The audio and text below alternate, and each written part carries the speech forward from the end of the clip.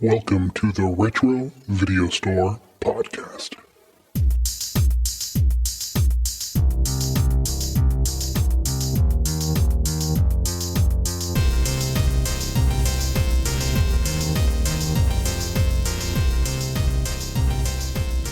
Welcome everyone to the Retro Video Store Podcast. I'm your host, Eric. Hi, Eric. And that's my co-host, Neil. I'm Neil, and I have no fucking clue where this guy is. Who are we talking about? David. David's like, we don't know. I'm going to put him on a milk carton. Have you seen this man? I guess he's out in Alabama still, fighting fires. He hasn't responded to any of our obnoxious memes this week. All I can think of is Mojo Nixon songs every time you say Alabama. Alabama, Greenbow, Alabama. Yeah. David, if you're doing out there, hope you're doing all right. Send us a text. just want to know, Dave, what did we do wrong? So we're back for our second episode of the new year, trying to get a little bit of momentum going. And we're kind of diving into the Marvel Cinematic Universe a little bit. So we did Iron Man 1, Iron Man 2, and now we're going to do Captain America, the First Avenger from 2011. I can't believe that came out in 2011. It doesn't seem that long ago. I can believe it came out in 2011. It seems a pretty long time ago. Like 15 years, it feels like. 15, yeah, possible. Feels like 15 years ago. But before we do that, we're going to do what we always do. Neil, what did you watch this week? Absolutely nothing. Nothing, really? No, man. No. I got sick, but I don't like taking time off work. And so I just I go to work and I isolate. I just tell people, look, like I'm sick, don't get near me. Go to work, come home, just getting wrapped up in everything. And then we had a couple events we had to play for the pipe band. So just trying to keep myself held together for that and practices and things. And I just have had little to no time. When I did get home, my son has wanted to rewatch the Stranger Things series. Mm-hmm. So that's pretty much been the evenings. We get home, we watch Stranger Things. Even normally on my lunch break, I usually watch shows and stuff, but I've just been sort of sitting at my desk. Like I can't believe I'm here praying for death, longing for the sweet release of it for whatever thing the freaking petri dish I work in gave me. Nothing. I love nothing better than having to throw up and shit at exactly the same moment. Oh yeah. It's perfect. It's perfect. When it I was reminds me of a short trip in Thailand. What are you going to do? When I was sick last week, I'd experienced the phenomena where you cough and you fart at the same time. I've never really experienced that. How was it? How was it?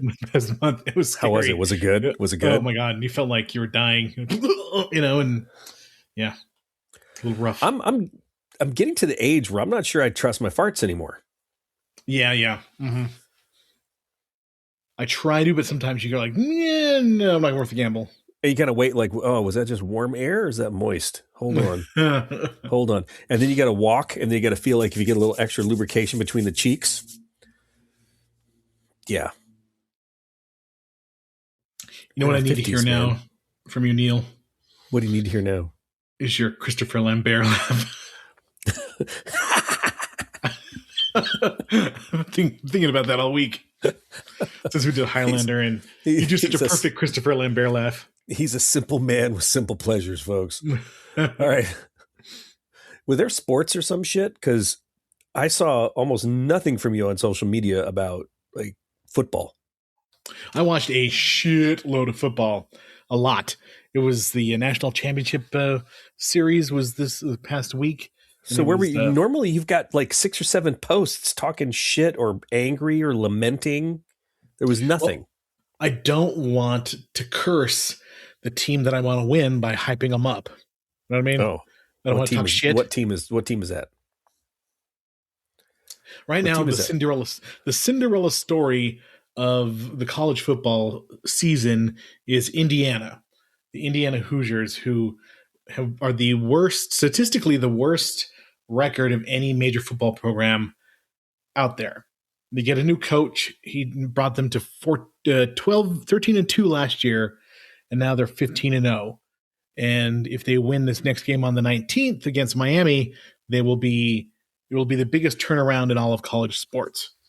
And that's why I'm rooting for them. And I think it's going to be a good game. But they're thrashing people. They beat Alabama. Alabama's a powerhouse. Beat them 38-3, and they beat Oregon, who's also normally a powerhouse, 56-22. And 22 doesn't even give it justice. It was a garbage time touchdown in the end of the game that they let them score. But they're kicking people's asses, and it's really weird.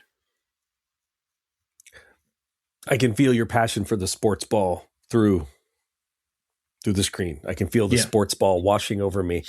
And NFL playoffs are just started this week too, so watched a shit ton of football. But I also watched part of Avengers Age of Ultron the other day, which I think is the weakest Avengers movie because it suffers from Joss Whedon syndrome. Too much of that quippy Joss Whedon writing, all the things that he likes, all the kind of like weird kind of things he enjoys. And, that one's the worst Avengers movie. It's not terrible. It's still enjoyable. There's still good parts. I like James Spader as Ultron. I was just going to say, that's a highlight. James Spader as Ultron was perfect. Yeah, and the Scarlet Witch and Quicksilver are in that one. Quicksilver gets killed really quick. It's shot because apparently the X-Men Quicksilver is much better, or is done way better in the movies. Like, so he's so powerful in the X-Men movies that they basically had to sideline him, because if they used him all the time, then everything would be solved. There would be no movie if you just had Quicksilver running around faster than, slowing everything down and stuff. Yeah. We got to create a little angst for Wanda. Yeah. I've been reading a lot of comics. I bought, for Christmas, I got this ROM Space Knight, the Marvel Years Compendium, and I'm almost finished with it because it's issues 1 through 29. So I wound up ordering the second series and the third series, which goes to the end of the series to number 75. But I've got the first one and I've got the third one, but the second one is not coming until the 20th. So I've got to pace myself. You could mark that down on a calendar if only someone was kind enough to get you a really kick-ass calendar for Christmas. Yes, I do have that calendar. They got me a cool horror and Cat's calendar, which I will mark down on that. But yeah, I've been like really into Marvel comics lately, which is kind of cool since we're doing some of the movies. But I was a huge Marvel nerd as a kid. And so were you. Oh, you yeah. and I. Oh yeah. I look at the year 1982, and there's this. I don't really follow Twitter, but it's on Threads as well, where they call it the comic rack, and they show you 4 issues from Marvel and 4 issues of DC that come out each month. And the ones from 1982, I had so many. I mean, I must have like begged my grandma to buy me comic books every single week, because I was like, I need this, I need this, and I need this. And I was like collecting them so much that I remember all those storylines from like 82 to like 84. I was just consuming every Marvel comic. And I did more some later, but for like a 3-year period, I was just, a ravenous comic reader. I think my brother-in-law and sister-in-law, when we were out in New Mexico over the holidays visiting, dropped a couple. They'd gone to some convention or something, and we're looking around, and they saw a comic book store, and they picked up 2 old comic books and threw them inside the old stocking for me. And I picked them out, and I picked them out. I'm like, oh, these were comics that I owned at one point. Yeah. And not to talk poorly of the dead. Dad, miss you, love you. But I had all of my comic books in the storage shed at my parents' place out back, and Dad was going to burn weeds around the perimeter of the fence. Not a great idea when the fence is made out of wood. Fence caught on fire, took it out. Dude, I had I had every variant of the Todd McFarlane Spider-Man of that series, all of them. Oh yeah. All original, god dang. Dude. So many books just gone. That was when it took the steam out of me. That's when I stopped like buying comic books. I was like, I'm done. I'm over it. Yeah. This is I used to passing. have this kind of like a wicker basket thing that I put all my comics in, and I had a ton of comic books, and I had all my Fangorias and Starlogs and all the other magazines I could get a hold on. My parents put it in a shed, and I don't know what kind of animal got into the shed, but it pissed on my comics. So yeah, Oh, I I feel was your heartbroken. pain. I did find though, after my dad, after Dad passed, I brought them back. But when they first moved to their new place, I found a whole bunch. Remember those old destroyer, the black and white destroyers? They were printed Yeah. Found them. Nice. All but one. All but one. Those are probably worth something. And the very first grew. Oh yeah. The very first grew. So. Yeah. Sergio, what's his name? Argonis. Argonis, yes. Sergio Argonis. I watched a documentary when I was sick, and it was all about Mad Magazine, and it was really, really cool. And they talked about all the artists and the writers and just how influential Mad Magazine is to people our age. Because I remember collecting Mad Magazine and just loving every bit of it. In the trifold in the back. Yes, the fold up, and then they always had the greatest movie parodies. And Mort Drucker was the best at drawing the movie parodies. He's so good, and just some of that stuff is just so influential. I remember I have a couple of hardback books of Mad Magazine. I'll show you one real quick since it's right next to me. To those of you listening at home, Eric has stood up and forgot that he had on no pants. It's called Horrifyingly Mad, and it's just full of Mad Magazine horror movie parodies. And I think I found this at Barnes & Noble's a few years ago, and The Shiner, instead of The Shining. They have so many amazing movie parodies, and that was just, to me, it was the greatest thing ever as a kid. If you could get a hold of a Mad Magazine, and Cracked was kind of like the little stepbrother. Yeah, they had the dude, they had the blonde dude, yeah, and then Alfred E. Newman on the other one. What, Me Worry? Mm-hmm. Yeah, but that kind of segues into the whole comic industry. During that time, horror comics were so popular in the 50s that it kind of pushed superhero comics away. And Captain America was introduced in like the 1940s, and they have the iconic first cover of him literally punching Hitler. In the before Marvel Comics was Marvel Comics, it was called Timely Comics, and then Jack Kirby was one of the co-creators of Captain America. But by the time it was in the 50s, it was Captain America in weird tales, and they would just put Captain America in these weird horror situations, and they finally retired the comic. And it wasn't until the Avengers comics came out that they were kind of really revived Captain America in Avengers #4. This is super nerdy, everybody, so I can feel the well, nothing like listening to two old guys who are both recovering from being ill to remember the time we looked at those comic books. That was really cool. Both of us can barely breathe. I know. I'm going to cough here. Hold on. All right. Let it out. Let it all out. I just want to say that I fucking hate the way Jack Kirby draws. Really? Can't stand it. Interesting. Don't like it. Not at all. Never have. Interesting. He was so influential. He was responsible for creating so many characters. Everything was always so flat. Well, duh, it's flat, but so you're gonna make me find what I'm talking about. I think I know what you're talking about. All of his characters all had this. Their face always had the same damn expression, and it got to be old after a while. Just don't like it. I don't like it, sir. I don't like it one bit. Like John Byrne, Byrne, he was really prolific and he was responsible for a lot of cartoons, but I always thought he made his faces look like old people. If you look at John Byrne, Fantastic Four, Reed Richards always look old, and Sue Storm had an old lady haircut and stuff like that. But he could draw, other characters really well. But I always just thought they always looked really kind of old. And then we went to the thing where every single heroine just had like gravity defying D cups and a huge ass. Yeah, that was the early 90s. The early 90s was just ridiculous. And even Todd McFarlane, some of the way he drew some of those characters and stuff, the proportions are all whacked. Dude, Liefeld. Rob Liefeld. Yeah, Rob Liefeld. Liefeld. Yeah, God.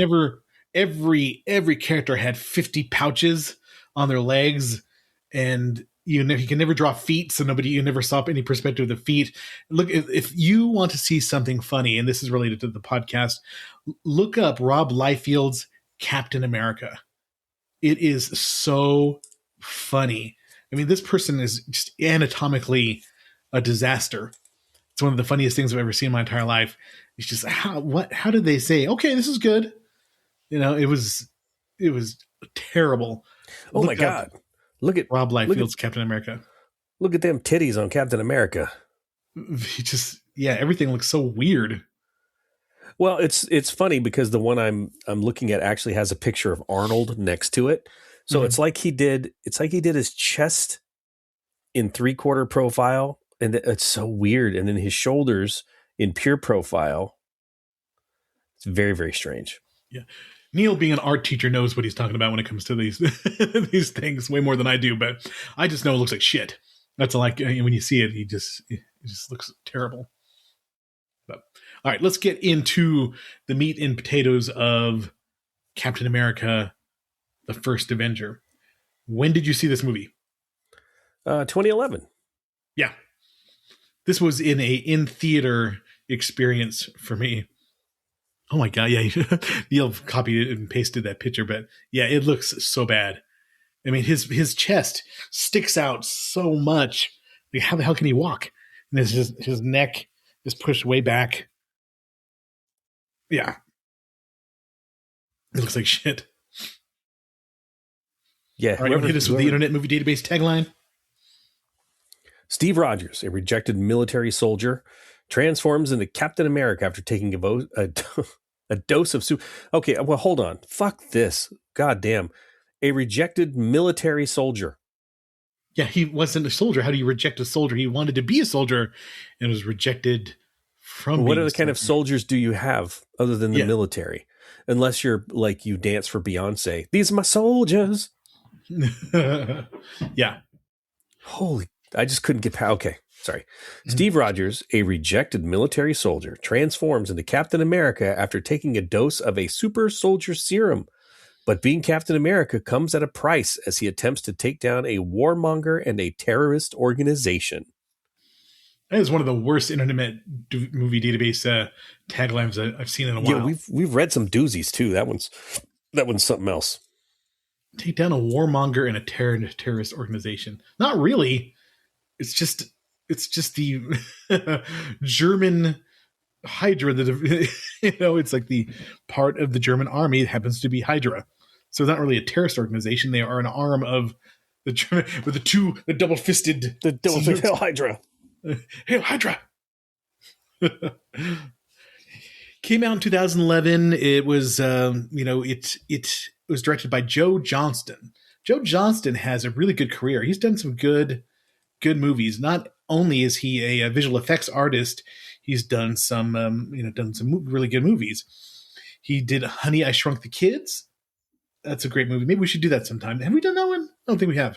No, I don't think we have.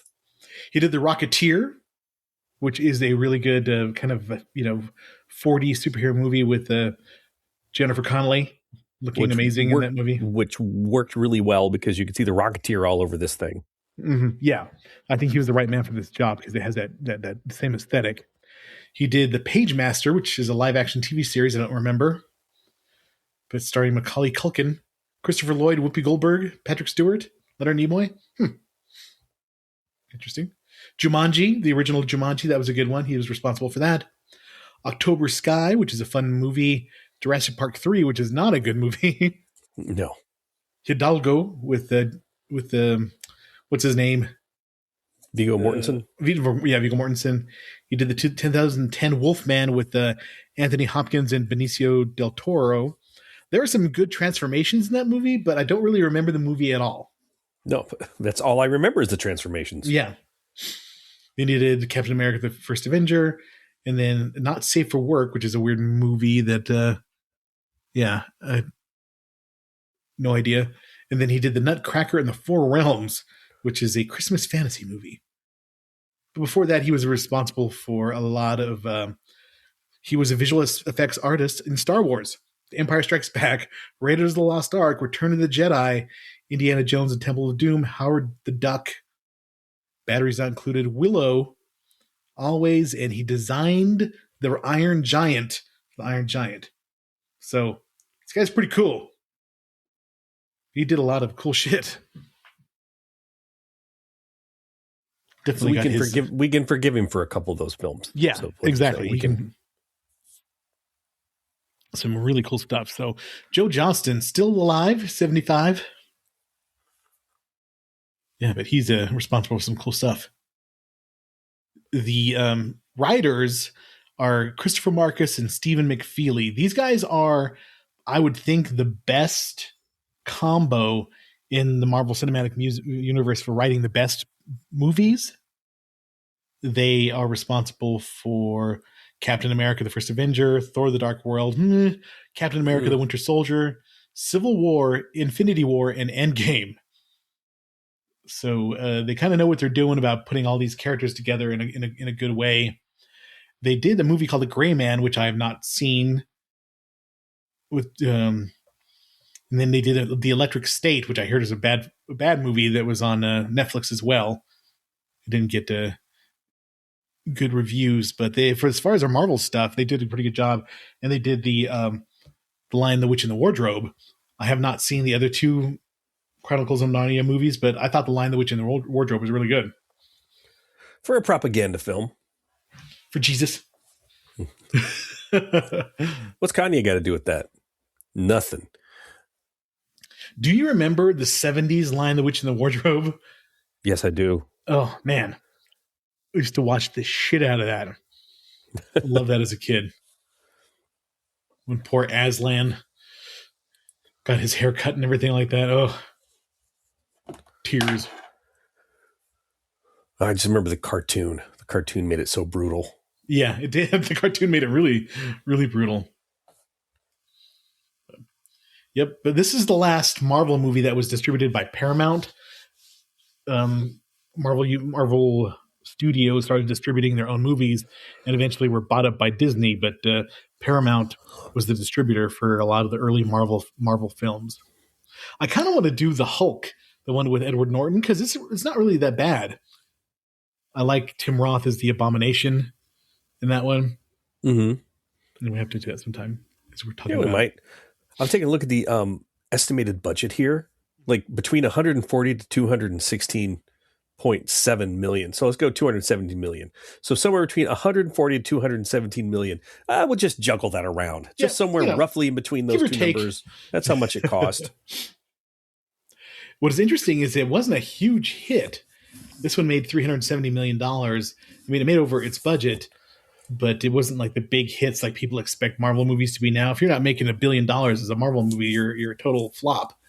So for them to make 370, that was a modest success. But at this point, it was just kind of in its infancy because there was, I think, Iron Man, Thor, Iron Man 2, the Incredible Hulk, and then to Captain America. I'm not sure the exact order. I'll have to look those up. But that was definitely, they were starting out kind of slow because it amazes me that people didn't really compute that there was a shared universe back when it first started. What? This guy's in this movie? What's he doing there? And whatever, Well, that's the nerd game now, is you can go back and because everything weaves together. They played the long game with this. Yeah. But now you expect it. Yeah, and almost it's to the point where, and I didn't only watch WandaVision and Captain America or the Falcon and the Winter Soldier. I haven't really watched any of the other TV shows. I didn't watch Hawkeye at all. Yeah, I didn't watch Hawkeye either. They're getting ready to do Wonder Man. That one actually looks pretty good. And it doesn't seem like it's going to be weighed down with the expectations to watch it with the other movies. But it seems like it looks fun. Looks like it has at least a sense of humor compared to the other ones. We're just full of energy in this episode. I know. I was just thinking, man. It's like, geez. This is like we're like running in water right now. God dang. I know. I feel like it's just we're both sick. We're both getting over it, and I still I haven't gone to exercise in a while, and I actually try to get on the treadmill a little bit, and I thought I was going to die because my lung capacity is just crap after being so sick for all of December. See, I made the mistake. My son wanted to get on the bikes, and he's like, "Hey, let's go for a bike ride." I'm like, on Saturday, like, yeah, I don't feel good. I'll go ahead and do it. And I did it. And then, man, I crashed on Sunday. And today being Monday, not feeling 100%. And then I had worked out on like Wednesday, Thursday, Friday. So, So this was part of phase 1 of the MCU. Iron Man came out in 2008. Incredible Hulk came out in 2008. Iron Man 2 in 2010. Thor in 2011. Captain America, the First Avenger, 2011, and then finally the original Avengers came out in 2012. So that's the phase 1. And I know we'll talk about the Avengers eventually, but when the first Avengers came out, I thought this was the greatest thing I've ever seen in my entire life, because being such a comic book nerd, I was like, this is what I want to see. This is what I always dreamed of seeing as a kid, to see these in movie form. Well, and this is exactly what they've done for me for Doomsday. Yeah. We're gonna bring the X-Men in. We're gonna have all of our Avengers in, and then they've been leaking that Tobey Maguire is going to be back in it as Spider-Man. Yeah, and I saw like a clip, and I'm not sure if it's a bootleg or not, but it's like the Thing is visiting the Black Panther and the M'Baku in Wakanda, but Wakanda's like a desert or something, and it's there's so much possibilities. Either this movie is going to be so jam packed that it makes absolutely no sense, or it's going to be like 4 hours long to fit everything in there, and I'm super excited for it because I loved that era, and it's supposed to lead into Secret Wars. And Secret Wars was one of the best comic book series as a kid that I remember. I still have the collected version of it. And we could bring Venom, take Venom from Sony where they fucked him up, and bring him back over here and do something really cool with him. Well, apparently after stupid Madam Web and Kraven the Kraven Hunter, the movie, that Sony pretty much has given up making any other of those movies, and the rights will revert back to Marvel, so they have the ability to. Let's not forget their little vampire fiasco. Oh yeah, Morbius. And then, okay, can I just talk about how Jared Leto? How is he still a movie star? He fucks everything up. Yeah, it's like the curse of Jared Leto. We give him that could have been so cool, and then you know what? Tron. Mm-hmm. The second Tron, okay, made me a little bit sad, but we could have done something with it. And then we put fucking Jared Leto in the next one.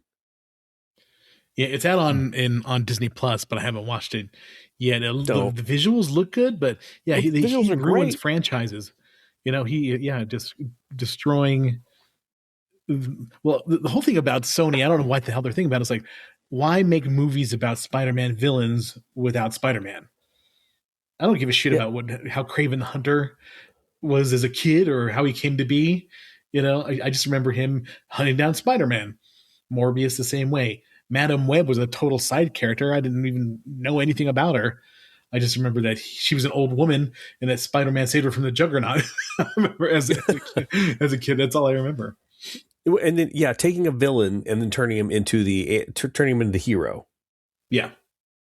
When you've got so much more fun you could have with them if you just let them be like the horrific bad guys that they are.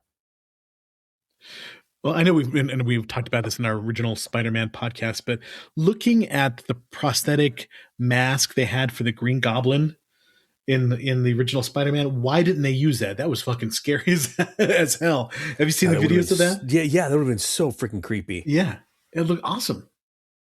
Rarely do you see stuff like that. Like, this is what we were thinking about doing. And I was like, you know what? Do I want to click this link and see it? Because all I have in the back of my head is Nicolas Cage in his Superman outfit. I'm like, this is maybe something I don't ever need to see. Superman outfit. He would have been a terrible Superman. Thank God they dodged that bullet. Okay, so now that we're talking about this mommy, that is the one thing I did watch. Now that you've said that, now I remember it. I was just not feeling good. I was in a bad space. I watched The Unbearable Weight of Massive Talent. Uh-huh. That movie cracks me up. I still haven't seen it. I know you love it as your comfort movie. Dude, Pedro Pascal does some genius level acting in that. Genius level acting. He's acting like a bad actor and a fanboy all at the same time while he's giving an amazing performance. Nicolas Cage actually does a really good job. He plays himself and a young version of himself. Mm-hmm. Nick fucking woo Cage. Mm-hmm. You have to watch this movie. Promise me that at some point of all the shitty Italian movies we've watched, Black Christmas, that you're going to take some time this week and you're going to watch this movie. I will look for it. Promise me. Don't look for it. You look me dead in my fucking eyes and you promise me. Promise me. I'll try. I don't know if I can make that. No. That's not an acceptable answer. You're going to promise me you're going to watch this movie. Okay. I have watched some shit. I have caused so much consternation in my own home putting on some of these movies. It's like, oh no, Eric says the soundtrack's by Goblin.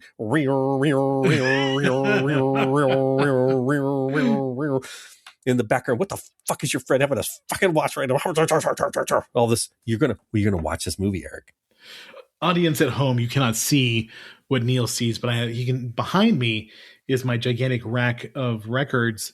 I was looking at your gigantic rack, Eric. I tell you, yeah, my training, bro.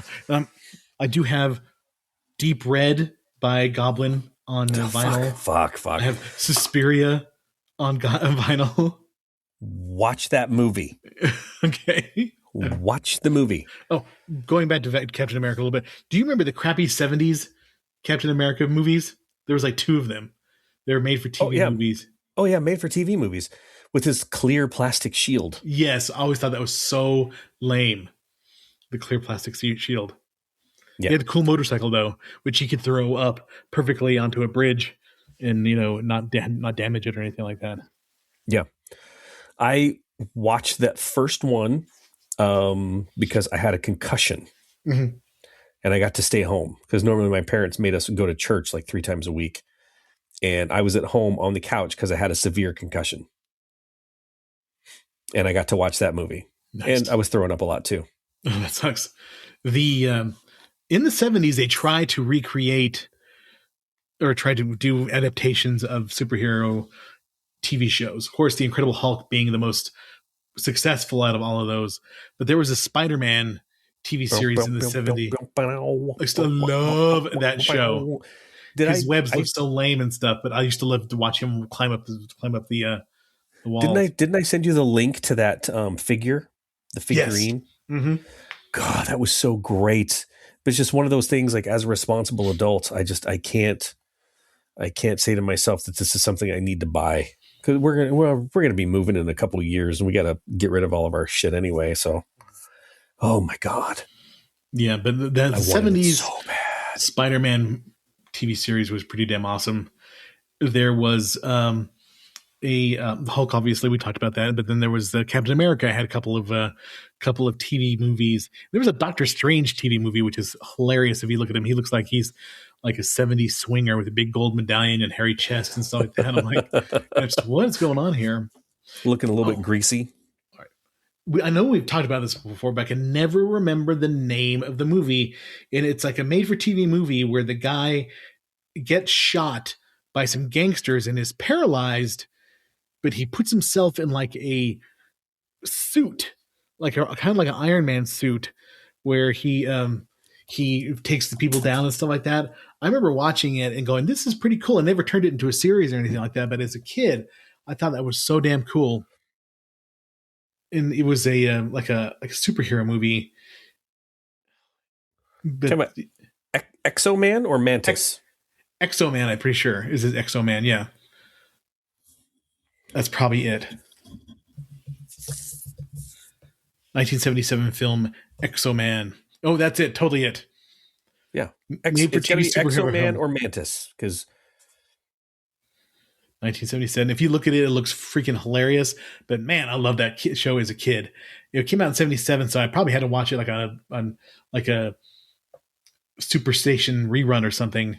But I always thought it was just it's pretty damn cool because it's like a very primitive Iron Man in a way.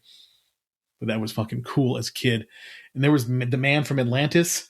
Was another show where Patrick Duffy, and when he swam, it made that noise. That whoop, whoop, whoop, whoop, whoop. It made that weird noise when he would swim. Yeah. And there was Horse, the biggest superhero. One of the biggest superheroes was not a Marvel superhero, but it was the $6 Million Man. Oh, and Wonder Woman. The Wonder Woman 70 show was there. I can hear through 6 feet of steel, but I got to move my hair out of the way first. Oh yeah, the Bionic Woman. But oh yeah, that was the superhero media that we consumed as kids. There was a 1990s version of Captain America that was made by like an Italian producer. I've never seen it, but I've seen like highlights of it in the trailer. The Red Skull looks freaking awful. And it's the president and Captain America fighting crime. It's really, really bad. I think it was 90 or 91 when it came out. Do you remember? Wow. I'm looking at it right now. Wow. There was an Incredible Hulk TV movie, and it had Daredevil was defending Banner in the court, and somehow Thor shows up. It's like the trial of the Incredible Hulk, and the guy who looked like Thor was fucking terrible. It was bad.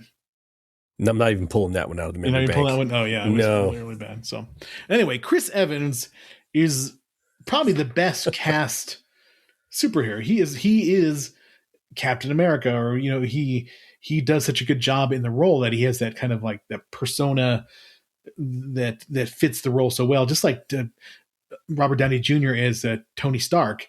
The casting, whoever did the casting for most of the Marvel movies, did a hell of a job.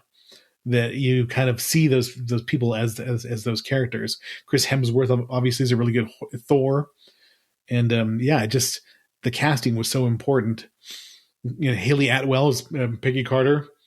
She's does a good job. Sebastian Stan is Bucky. There's a little bit of tension between Captain America and Bucky, especially in Winter Soldier.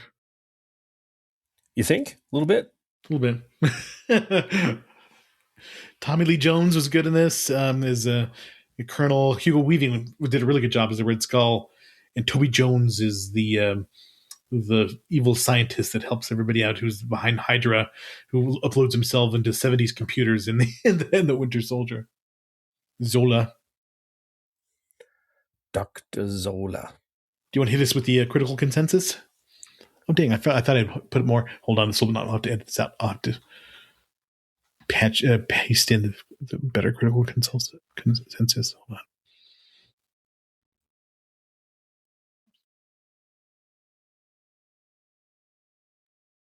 Dude, I could read that. It'd go really quick. I could totally read that.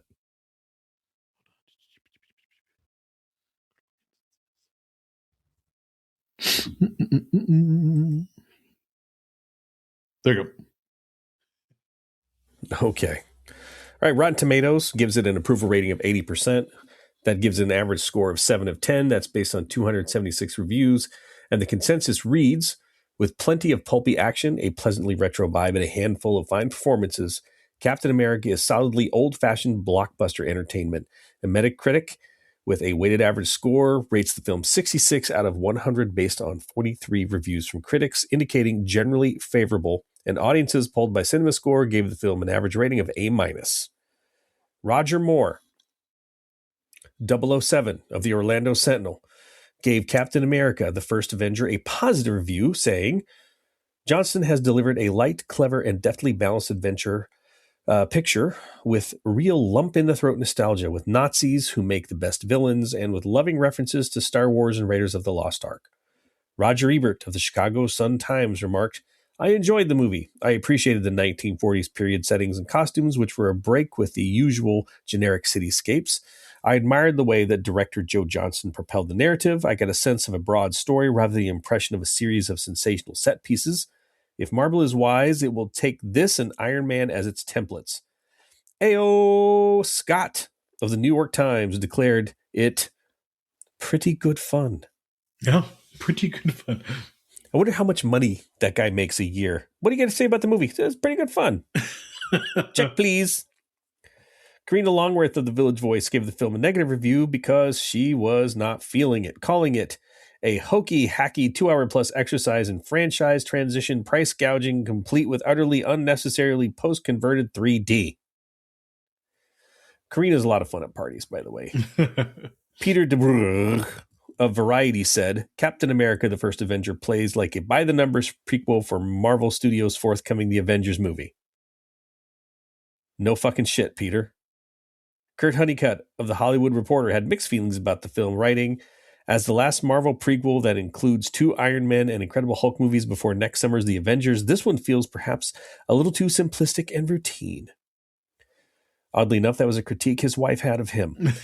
Rotten Tomatoes, 80% approval, critic consensus, praises its pulpy action and pleasantly retro vibe, blah, blah, blah, blah, blah. We already talked about that. Critics often note that Johnson's direction gave the film a nostalgic adventure serial feel, appropriate for a World War II period piece, even if some elements feel old-fashioned compared to more contemporary blockbusters. I think that was what they were going for, though. I mean, that was I close. totally think that's what they were going for. And honestly, I remember when the first time I saw it was like, yeah, it's not so bad. When I watched it again for this, I enjoyed it a whole lot more. Yeah, same here. I really enjoyed it watching it this time. And as a kid, Captain America wasn't my favorite superhero. I didn't really buy any of his solo comics. I just kind of knew him from the Avengers. And I did buy a bunch of Avengers comics, and he was just kind of like the leader and was telling people what to do and all this kind of stuff. And he was the moral authority, but I didn't find him that interesting. And this movie does a really good job of making you care about him and showing his values and his why he is the way he is. And it's done in a kind of, I think, a natural way. You like him because he fits that role. And they put a lot of good people around him to make the movie good. And I think Hugo Weaving is really good as the Red Skull, and I like the retro vibe. I mean, that's probably the big selling point of the movie, and all the callbacks to the other heroes and what's to come. Mr. Anderson. Mr. Anderson. Yeah, I have a hard time because Hugo Weaving just really sticks out for me in those two movies. I just look at him and I want to see him with elf ears on, or I want to see him take his sunglasses off, and then all of a sudden there's like 200 of him fighting Neo. I mean, granted, the guy's a great actor, but I just can't get that out of my head. And he never really stuck as the Red Skull to me. Did you like the Red Skull look in the movie? I thought it was pretty good. You did? You liked it? Yeah, I thought it was pretty good. I had a tough time getting behind it. I thought it was good. I thought it was, you had the fake face on, and every once in a while he would be touching his skin, and you could see the red underneath, and the eye, and the seams and stuff like that. And then when he took it off, I thought it was done pretty well. Okay. Mm-hmm. To each his own. I don't know, something about it I didn't quite dig. I want like some fucking scary ass Skeletor action by the power of Grayskull. Let's whip that thing out, man. Oh, earlier this week I sent Neil a picture of the He-Man villains line. Like, yeah, I love the villains, man. I barely had any of the heroes. I think I had Ram Man, Manny faces in He-Man. But I thought you had a special place in your heart for Fisto. Fisto, yeah, he came later. There's that comic panel. I fisted as hard as I could. Yeah. Fisted as hard as I could. I just couldn't fist enough. There was not enough fisting. Skeletor was my fucking favorite. Even in the cartoon, he had that voice. He was kind of, yeah. I'm gonna get you, He-Man. Yeah. I know they kind of wimpified him because in my brain, before the TV show came out, when you got the characters, they used to have a little comic book with for each character. And I just thought Skeletor was just going to be like fucking killing people left and right, and it was so evil, and it turned out to be a big ninny. And who was the evil Lynn? Was the his female henchman? Yeah, Evil Lynn. Yeah, Beast Man, Merman. In that jacked up movie with Dolph Lundgren. Mm-hmm. There's supposed to be a live action Masters of the Universe movie coming out pretty soon, and Alison Brie is supposed to be Evil Lynn. I'm behind that. I'm not bringing a picture of who Alison Brie is into my mind. Yeah, but we will see when that comes out. I think Stanley Tucci did a good job as the scientist, Mr. Erskine, and how he picked out Steve Rogers out of everybody. And did you like the way they made him look skinny? I thought it was pretty passable. It was. I mean, this is 15 years ago. Yeah. So not too bad. But come on. Stanley Tucci was good, but who at this point in their life can't do a German villain? Did not see that coming. It's you could get almost anybody off the streets and they could do this generic accent, and then this makes the guy so horrible. You know what we're going to do? We're going to take and we're going to put all the needles all over your body and we're going to inject you with the serum. And then we turn on the sun lamp and you swell up, you get so big and muscular. It's going to be fantastic. Jamie loves Captain America. My wife Jamie, she loves Captain America. She doesn't really care for Chris Evans per se. She just loves Captain America. So whenever she sees Captain America, she always goes, "I love you, Captain America." No matter what's on, what movie it is. If Captain America's on the screen, that's what she says. "I love you, Captain America." And when he comes out of the yes, that's exact saying. That's the part my wife loved too. Say it. Preach, brother. When he comes out of the little, the super soldier machine, and he's all, ripped, and he must have gone to the waxer beforehand too. And that's probably the biggest he's been in the movies as far as like getting jacked, because he was freaking jacked in this movie. Yeah, I find it a little hurtful. I lift weights. Look at that. I lift weights. Look, watch. Hold on. You get to appreciate it. Oh, look at that. Bam. Oh, yeah. Watch him go. Yeah. Watch him go. Look at that. Feed them. That one's lightning. This one's thunder. Lightning and thunder. And Niels is moving his pecs. Everybody, for the listeners at home, and flexing. Yeah. God damn it. Okay. So, and here's the married guy thing. Anybody listening, if any of our 4 listeners are ladies, totally fucking unfair. And I'm going to relay a story right now because God damn it pisses me off. Any guy comes across the screen on the TV or in a movie, and go with me here, that perhaps your beloved bride, my beloved bride, like, oh, look at him. Oh, look at all that. Oh, look, the way he just looks. You get that at your place? Okay. So, anytime a female comes on, right? Mm-hmm. It's bait. Oh, do you think she's cute? No. One time I did it without thinking is the fucking Gilmore Girls were on TV. And the mom, Lorelai, like in the beginning, Sammy goes, look at her. She's really pretty. I'm like, yeah, she's kind of hot. Oh, that's what you like? That's what you want? That's what you think is great? It's fucking bait. And there's a little bit of an inequity in relationships as far as that. And I'm just going to call that out. Thank you, fucking Chris Evans. Because that happened when we had the movie on, as soon as that thing opened up, my wife was there. It went. Mm-hmm. Inequity. See, Jamie doesn't do that to me. I'm like, honey, Sydney Sweeney, look, Sydney Sweeney's. And she's like, yeah, she's pretty. I'm like, that's good. So Jamie doesn't give me shit like that. Thankfully. Well, my wife will do that though. She'll stop. She'll go, "Ooh, look at the titties." I'm like, "Oh, titties." Do you want to go be with Sydney Sweeney right now? Do you want to go? Why don't you just go find Sydney Sweeney? Well, because Sydney Sweeney's going to drop all of her shit and want to be with two schmucks like us, right? So a tubby 52-year-old Mexican man. Yeah. Hey, you never know. Mm-hmm. You got to shoot the shot. Yeah, but when he gets jacked, and I like the whole part where I like any movie where the bad guy has a poison capsule that they take when they're captured. I just love that for some reason. I just think that is like one of the coolest tropes. Like, who sent you? Who sent you? When the Red Skull gave him that tooth, he told him, when the Baron Harkonnen comes to gloat over your body, you must bite down firmly and exhale. Wait, shit, mixing up my movies. Never mind. That was the most effective one because it didn't just kill him; it killed everybody else in the room. Pretty much everybody else in the room. Yeah, he fucking got everybody, and he floats up to the ceiling and just hangs out. Wait, was that a McDonald's soda?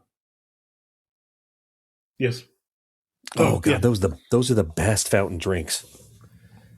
Gotta love the McDonald's sodas. Exactly. There's something about McDonald's Coke that is better than everybody else's Coke.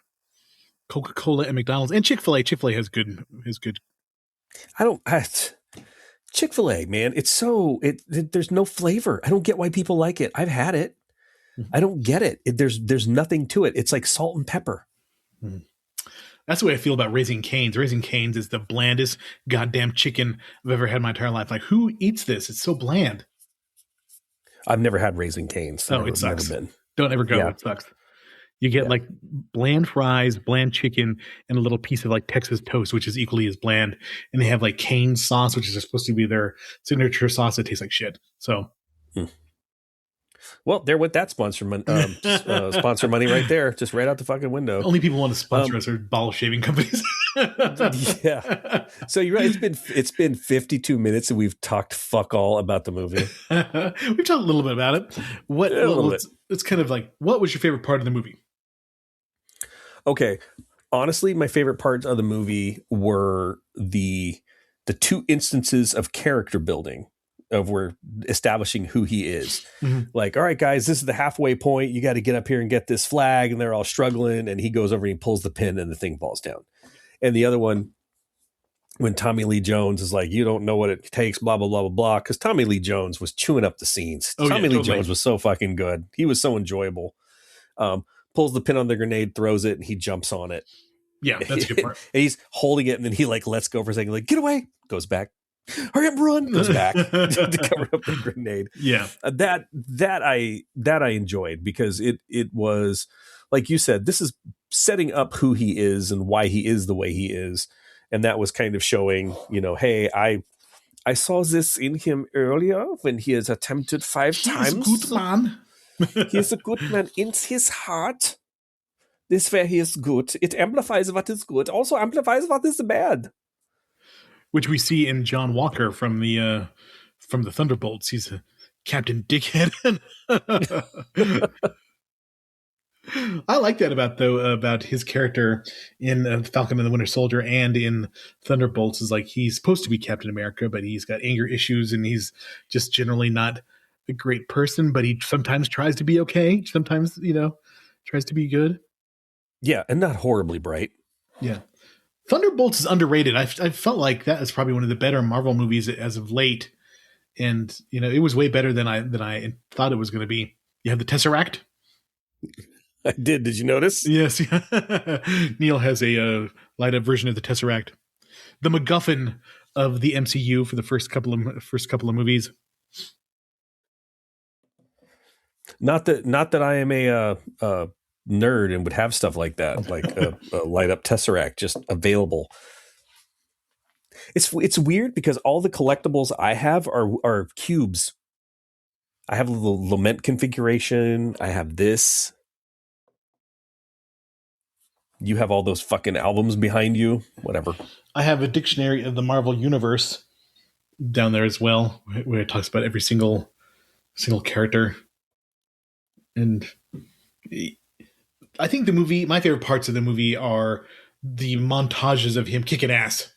That's like one of my favorite parts, where you see him like, just exploding insanely large tanks and taking people out in the woods, and him and the Howling Commandos working together with all the his multi-ethnic group of soldiers that are with him.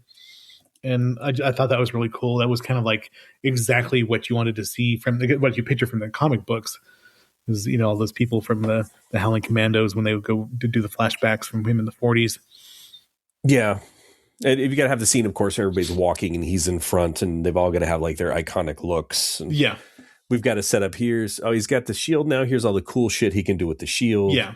Bing, bing, bing, bing, bing, bing, bing. I like when they're infiltrating the Hydra base, and all the guys with the big flamethrowers, they're surrounding him, and he gets captured and gets interrogated by the Red Skull. And the only thing I think was disappointing is the last fight between Captain America and the Red Skull. It wasn't really, what I expected. They're both evenly matched, but the Red Skull takes out the Tesseract, and then he melts away, or goes to wherever the Soul Stone is, if we find out in Infinity War. Just to sit and wait for the Black Widow. Mm-hmm. Yeah. But overall, I think the movie is a lot of fun. It's got some good set pieces. I like Howard Stark. This is just, his portrayal is pretty good as the, Tony's dad. And the, was his dad or was his grandfather? I think it was Howard, wasn't it? It was Howard, because he was Howard's his dad. Yeah, Howard's his dad. And there's a lot of cool Easter eggs in the movie that kind of led up to, what you're going to see later. I did like the end when he wakes up and he thinks he's in the hospital bed in the 40s, and he comes out and then he's running around and he's in Times Square, and you see Nick Fury, and then boom, the Avengers are coming.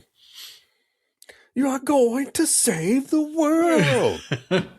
There's this one that's like you can find it on YouTube, and it's like Captain America wakes up from his coma, and he sees Nick Fury, and he thinks he's telling him to go do stuff for him. Hey boy, can you go do all this racist stuff? It's funny to tell. Oh man, you're gonna watch it. It's just like Captain America. I can laugh at that because it's not racist, because I have black friends. Mm-hmm. Yes, exactly. Totally. But it's super funny. But yeah. It's like white guys that overpronounce dishes at the restaurant. I love that one. I'll have a chile relleno. Like I speak pretty okay Spanish, but when I order a chili con carne, please, and a chili relleno, thank you very much. Like, no, not a native speaker. Not going to pretend to be a native speaker. Look at this face. I've embarked on a new journey. I'm learning sign language. Oh, nice. That's cool. Yeah. Cool. Just like that. Cool. Okay. For those of you that are at home, Eric and I could do this eventually we could do this whole podcast in sign language, and you would not know how good it was. Yeah. We're signing. So out of this phase, the first 5 movies of the MCU, which one do you think is the best? So you got Iron Man 2, Thor, Incredible Hulk, this one, and the Avengers. Whew. Okay, that's fucking tough. Well, it's easy enough to look back on some of them, start picking them apart, but I'm just going to go with Iron Man. Yeah. That's what started it off. That's what got me jazzed about it, because Iron Man wasn't particularly a superhero I was interested in. I agree. It's like, okay, oh, cool. You got a lot of money. All right, great. Batman's got a lot of money, but he's driven by anger, and he's super skillful and smart and driven and freaking brutal. I enjoy that. You're fucking rich and you got machines. And I'm like, okay, cool. And then I went and watched it, and I'm like, all right, cool. They did that really fun. That was That was interesting. They actually did something with the character, and there's a lot of stuff going on in there. The Hulk, there were just so many Hulks, and I don't really enjoy Hulk movies like I do other movies, like at least superhero movies. Thor, the first Thor was kind of interesting, but then they kind of go off the rails. I hate just because they kind of basically built a little town out in the middle of nowhere in New Mexico. I've never seen any town in fucking New Mexico that looks like that. Yeah. Have you ever? No. Does not look like it's obviously it's like so isolated, and it's just this weird group of eclectic people that live out in the desert. Okay, true, that does happen. But they really could have incorporated more New Mexico into it and really kind of given it a feel, rather than having it look like it's on a Hollywood lot. Like there was a bit on that first bit of Captain America when they were driving around, when he's clinging to the top of the taxi, was obviously Hollywood lots with like CGI background and stuff. So I would definitely have to say Iron Man for that. And then the Hulk, I could take or leave the Hulk. It's just one of those. I'll watch it. I'm not saying I wouldn't. I hate them, but I wouldn't go out of my way to watch one. I do watch them. It's just not my favorites. Thor, and then who else were we talking about? Iron Man 2. Iron Man 2, still fine. But yeah, of that, I got to say that it would probably be Iron Man, and then this. Mm-hmm.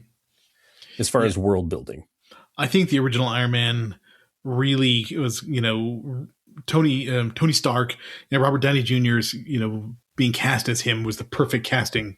And that's exactly what you wanted to see. The original him building his suit in a cave, and then, finding a mission and deciding to do what's right. And it was, but that was one of the things, I think the plague of the first a lot of the Marvel movies is that the bad guy is the inverse of the hero. Just, like the Ironmonger, and then it's in Ant-Man, the other one's the Yellow Jacket is the bad guy. In Killmonger is the opposite of the Black Panther. There just seems to be a lot of that. Your villain is the inverse of the hero. Mm-hmm. For better or worse. Some of them are really good, but it's a formula. It's a formula that works, obviously.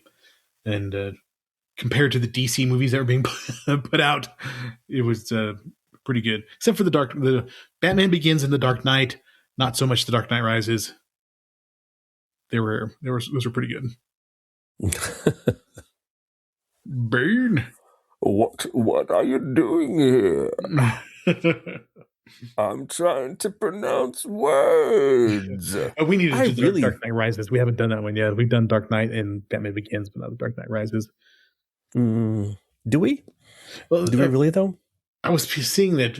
I was watching I think it was a thing on Threads where people always proclaim Christopher Nolan as being this very detail-oriented, controlled filmmaker, but that he still makes some sloppy decisions in like the Dark Knight Rises. And let's take Batman out of the movie for an hour. First, we don't see him for like 30 minutes, and then we take him out of the movie for an hour, and it's kind of lame. Well, it's like they were going to set up Nightwing, and then that never came in. Yeah. At the end, Joseph Gordon-Levitt would have probably done a really good job. They set him up as like the Robin, but nothing ever came of it. Mm-hmm. Yeah. Anyway, people, if you're still here, that was us nerding out for an hour. Cave. Look at all your stuff. Next week, we're going back to the 80s. I'm talking about possibly the funniest movie of all time, or one of my personal favorites being the funniest movie of all time. We're turning it up to 11 with This Is Spinal Tap.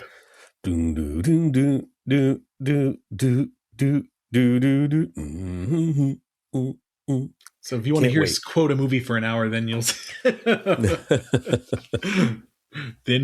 it.